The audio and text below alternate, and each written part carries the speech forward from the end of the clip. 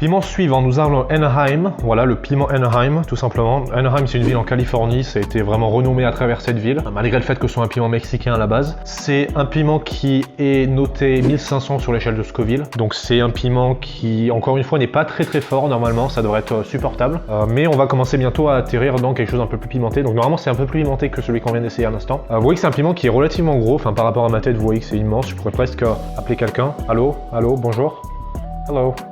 Voilà, bref, donc c'est on dirait un téléphone quoi presque. Voilà, donc c'est un piment qui me paraît intéressant, encore une fois qui n'est pas supposé être fort, contrairement à son apparence, c'est vraiment un très gros piment donc il peut peut-être impressionner. C'est pas censé être fort, donc je propose tout de suite qu'on en coupe un petit bout.